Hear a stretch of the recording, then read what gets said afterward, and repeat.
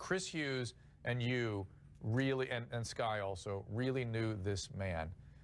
And then you had to get through this mudslinging in the court where they were really just, I mean, we played some easy stuff here. Where'd Jodi come from? Terrible. What are your thoughts on that? You two couldn't be more different. You know, I don't know. I think it was just one of those things where she was throwing herself at him and he liked the attention, and that's, you know, that's where it came from. I understand you had kind of an interesting experience with Jodi where you went to, he asked you to check up on the dog or something, and you went in there and lo and behold, there's Jodi in his house. Could you tell us that story? Yes. Yeah, I lived about an hour away from Travis at the time, and he just asked me, please go check on Napoleon because you know, my roommates are in and out. They're not really watching him. I just want to make sure that he has food and that he's okay.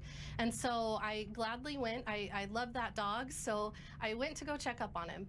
And when I did, there was no cars there. It looked like nobody was home, and I used my key to get in the house.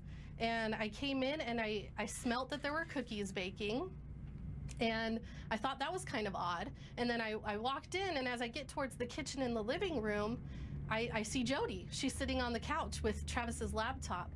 And she comes up when she sees me. You know, she gets up right away, and there's some cookies in the oven, and then there's a tray of cookies on the counter, and she grabs the tray, and she comes over to me, and she says, like, total Stepford wife is what it was like. And she comes up, do you want a cookie?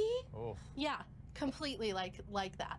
And so she offers me a cookie, and I was just, at this point, I kind of knew about what was going on with the slashing tires. I didn't know for sure it was her. I didn't want to believe that it was, but I knew some stuff, some stalking behaviors were going on. Well, and there she is. And so. And there she is in his house. Yeah, and there she is. She broke it into his house, and you knew she wasn't supposed to be there. I want to interrupt just for a second, give my panel a chance to ask you questions. They're all been very anxious to speak with you. Jenny Hutt, I'm going to start with you. Jenny, what would you like to ask?